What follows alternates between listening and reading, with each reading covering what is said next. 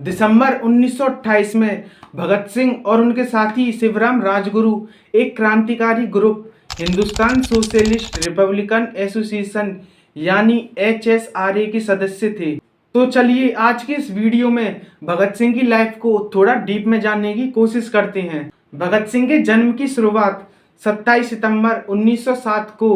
पंजाब के लायलपुर जिले के बंगा गांव में एक सिख परिवार में जन्म लेने से होती है। जिस गांव में भगत सिंह का जन्म हुआ था उस टाइम ये ब्रिटिश इंडिया में था, जो आज पाकिस्तान के पंजाब में मौजूद है। भगत सिंह के परिवार में शुरू से ही देशभक्त रहे थे। जैसे उनके पिता किशन सिंह और चाचा अजीत सिंह क्रांतिकारियों का साथ देते थे और इनके पिता और चाचा ने 1914 से 1915 तक चले गदर आंदोलन में भी पार्टिसिपेट किया था। इसके कुछ सालों बाद भगत सिंह को बंगा गांव के स्कूल से लाहौर के दयानंद एंगोला वैदिक स्कूल में एडमिशन दिलाया गया, जिसके बाद वो लाहौर के नेशनल कॉलेज में शामिल हो गए, जिसकी स्थापना 2 साल पहले लाला लाजपत राय ने महात्मा गांधी के असहयोग आंदोलन के जवाब में की थी। भगत सिंह के बढ़ते देश प्रेम और अंग्रेजों के खिलाफ उनके भड़काऊ नेचर की वजह से उनके जैसे कॉलेज के और नए युवा लड़के उनके देश प्रेम से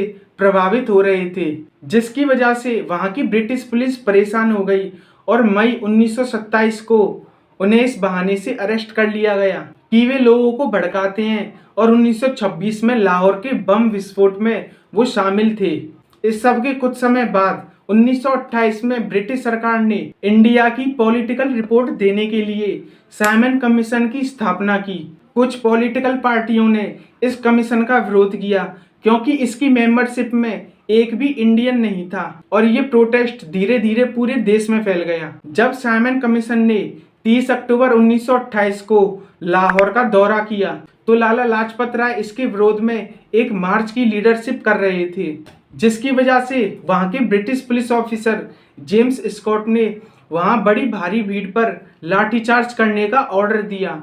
और लाला लाजपत राय उस लाठीचार्ज में घायल हो गए और 17 नवंबर 1928 को हार्ट अटैक आने की वजह से लाला लाजपत राय की मृत्यु हो गई। भगत सिंह जो हिंदुस्तान रिपब्लिकन एसोसिएशन यानी HRA में एक मेन सदस्य थे, इसलिए करीब 1928 में भगत सिंह ने HRA का नाम बदलकर हिंदुस्तान सोशलिस्ट रिपब्लिकन एसोसिएशन यानी HSRA रख दिया, हिंदुस्तान सोशलिस्ट रिपब्लिकन एसोसिएशन,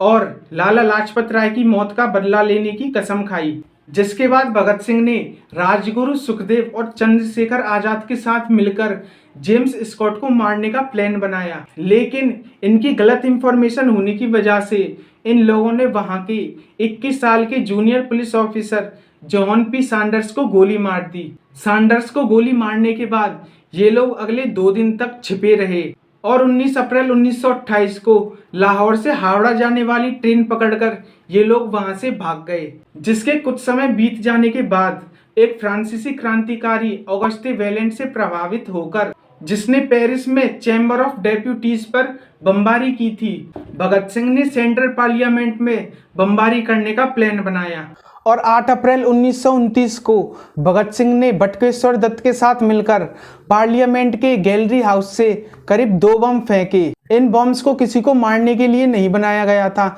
इसलिए इन्हें तब फेंका गया जब ब्रिटिश मेंबर्स की मीटिंग चल रही थी। फिर भी कुछ मेंबर्स घायल हो गए। बम फटने की वजह से पार्लियामेंट में धुआं भर गया। चाहते तो भगत सिंह और बटुकेश्वर दत्त वहां से भाग सकते थे, लेकिन वो लोग इंकलाब जिंदाबाद का नारा लगाते रहे और क्रांतिकारी जिंदाबाद के पर्चे फेंकते हुए खुद को अरेस्ट करवा लिया। भगत सिंह और बटुकेश्वर दत्त के अरेस्ट होने के बाद HSRA ने लाहौर और सहारनपुर में बम फैक्ट्रियां शुरू की। इसलिए 15 अप्रैल 1929 को ब्रिटिश ऑफिसर्स ने लाहौर की बम फैक्ट्री में रिसर्च की, जिसकी वजह से सुखदेव, किशोरीलाल और जयगोपाल के साथ कई HSRA के सदस्यों को अरेस्ट कर लिया गया और भगत सिंह, राजगुरु, सुखदेव और HSRA के 21 और मेंबर्स पर सैंडर्स की मौत का आरोप लगाया गया और उन्हें दिल्ली जेल से सेंट्रल जेल मायावली भेज दिया गया और वहां इन लोगों ने यूरोपियंस और इंडियन प्रिजनर्स के बीच भेदभाव को देखा।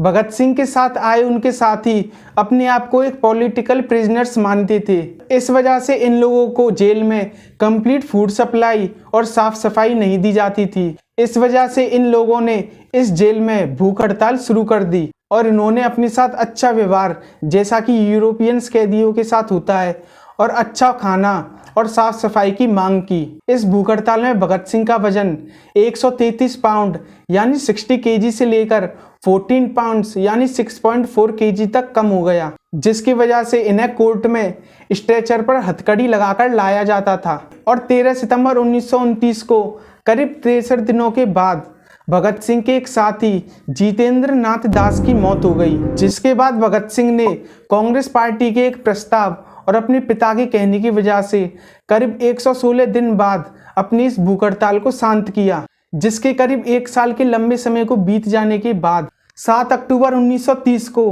ट्रिब्यून ने सभी सबूतों के आधार पर 300 पेजेस का अपना फैसला सुनाया, जिसका इन्होंने कंक्लूजन निकाला कि सैंडर्स की हत्या में भगत सिंह, राजगुरु और सुखदेव शामिल थे और मार्च 1931 में इन देशभक्तों को फांसी की सजा सुनाई गई। लेकिन कई कारणों की वजह से इनकी फांसी को 11 घंटे बढ़ाया गया और करीब 23 मार्च 1931 को शाम 7:30 बजे इन्हें फांसी दे दी गई। अगर आपको ये वीडियो इंफॉर्मेटिव लगी हो तो इसे लाइक करें और ऐसी और वीडियो के लिए हमारे चैनल को सब्सक्राइब करें। और आपको नेक्स्ट वीडियो किस टॉपिक पर चाहिए हमें कमेंट करके बताएं। जब तक के लिए धन्यवाद।